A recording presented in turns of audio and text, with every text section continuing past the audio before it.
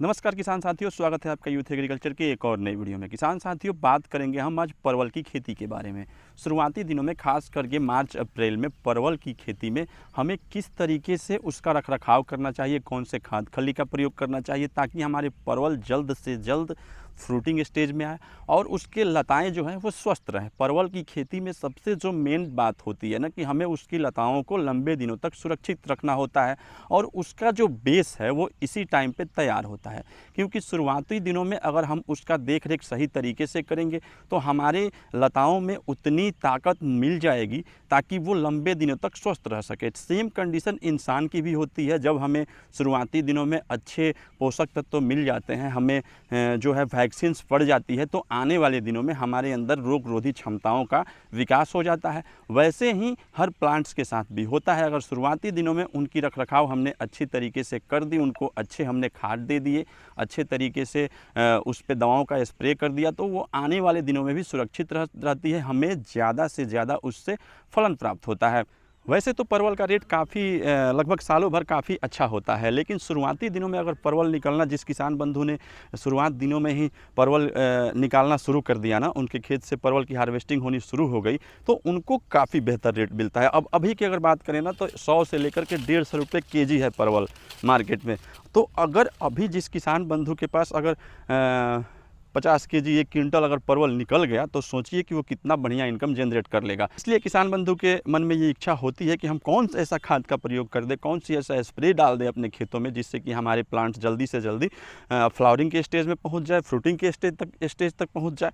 लेकिन जल्दी से जल्दी फ्लावरिंग और फ्रूटिंग के लिए हमें उतना मेहनत भी करना होता है। हमें देनी होती है समय पे अपने प्लांट को खाद, समय पे अपने प्लांट जो स्प्रे मांग रहा हो, जिन चीज़ की आवश्यकता हो वो। तो सबसे पहले तो जो हमारे पीछे आप खेत देख रहे हैं, इसकी स्थिति आप देख लीजिए, कितने अच्छे तरीके से इसकी सफाई हुई है, निराई गुड़ाई कितनी बेहतरीन तरीके से हुई है। ये काम परवल के खेत में परवल के किसान को हर हाल में कर लेना चाहिए। उनके अपने खेत में एक भी अनचाहे घास को नहीं रहने देना चाहिए।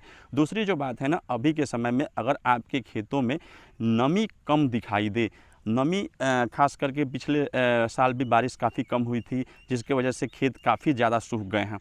और एक समस्या जो दिखाई दिया था वो नीमाटोड्स का समस्या, जड़ में गांठ बन गया था और काफ़ी सारे परवल के खेत बर्बाद हो गए थे। काफ़ी सारे किसान को काफ़ी ज़्यादा नुकसान हुआ था।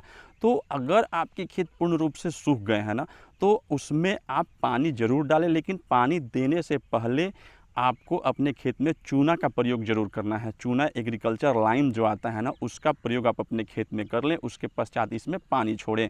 दूसरी जो बात है कि अगर निमाटोड्स आपको पिछले साल परेशान किया था, तो इस बार आपको अपने पूरे खेत में ट्राइकोडर्मा हॉरिजोनियम का प्रयोग जरूर करना चाहिए। हमने पिछले साल भी बताया था कि ट्राइकोडर्मा हॉरिजोनियम निमाटोड्स को कंट्रोल कर लेता है और उसको डाल देने से आपके खेत में निमाटोड्स नहीं आएंगे, और ये काम आपको अभी ही कर लेनी है।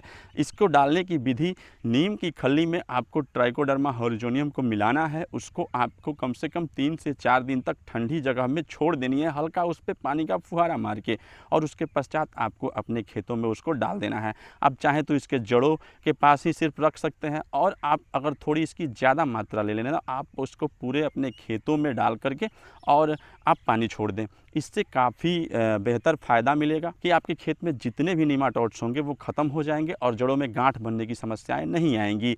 दूसरी खाद की अगर हम बात करें तो जितना ज़्यादा से ज़्यादा हो सके देसी खाद का प्रयोग हमें परवल की खेती में करना चाहिए। इसमें हम रेड़ी की खली रख सकते हैं, इसमें नीम की खली दे सकते हैं, इसमें DAP, अगर रासायनिक खाद हम देते भी हैं तो काफ़ी हल्का मात्रा में हमें देना होता है। जाइम का प्रयोग हम करेंगे, इसमें हम कैल्शियम का प्रयोग करेंगे ताकि इसकी लताएँ ज़्यादा से ज़्यादा ग्रो करे, ज़्यादा इसमें बढ़ोतरी हो। इन तमाम खादों को अगर हम अपने जड़ों के पास रख देते हैं तो हमारे पौधे जल्दी विकास करते हैं, इसके जड़ें ग्रोथ जल्दी करती है और जल्दी से जल्दी इसमें फलन शुरू हो जाता है। शुरुआती दिनों की अगर स्प्रे की बात करें ना, तो हमें इस वक्त स्प्रे में किन चीज़ों की ध्यान रखना होता है। सबसे पहले तो फफूंदीनाशक का ध्यान रखना होता है। दूसरे में इसमें माइट्स लगते हैं, थ्रिप्स लगती है, इसमें जो है लाल भृंग आते हैं, इसका ध्यान रखना पड़ता है। और तीसरी, इसकी ग्रोथ जल्दी से जल्दी कितना मतलब बेहतर तरीके से इसका ग्रोथ हो, इसका सबसे ज़्यादा ध्यान रखना पड़ता है। तो इन 3 चीज़ों के लिए हम एक अच्छी क्वालिटी की फफूंदीनाशक लेंगे, फंगिसाइड लेंगे, जिसमें कार्बेंडाजिम, मैनकोजेब भी ले सकते हैं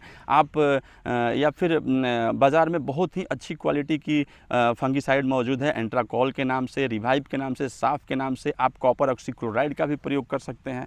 और आप इंसेक्टिसाइड के रूप में अभी इमिडाक्लोरोपीड का ही प्रयोग इसमें करें तो बेहतर रहेगा, क्योंकि पौधे अभी नाजुक स्थिति में है और इमिडाक्लोरोपीड अभी इस पर कोई नुकसान नहीं पहुंचाएगा।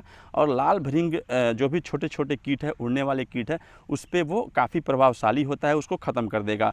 और जो आपको ग्रोथ के लिए आप humic acid, humic base spray का प्रयोग कर सकते हैं, या फिर आप उसमें एमिनो एसिड बेस कोई भी आपको दवा हो तो उसका प्रयोग कर सकते हैं। अगर नाम के रूप में हम बताएं तो इसमें आप टोटोरस का प्रयोग कर सकते हैं, या फिर आप टोटो फ्रूट जाइम आता है टोटल कंपनी का, उसका प्रयोग कर सकते हैं।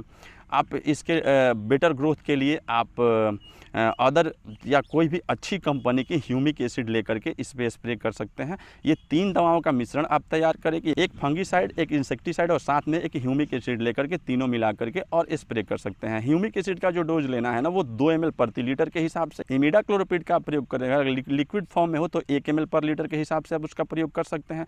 और आप फफूंदीनाशक 2 ग्राम पर लीटर के हिसाब से कार्बेंडाजिम, मैनकोजेब अगर यूज कर रहे हैं तो उसका इस्तेमाल आप अपने खेतों में कर सकते हैं। इसका स्प्रे आप कंटिन्यू हफ्ते में कम से कम 1 बार करते रहिए।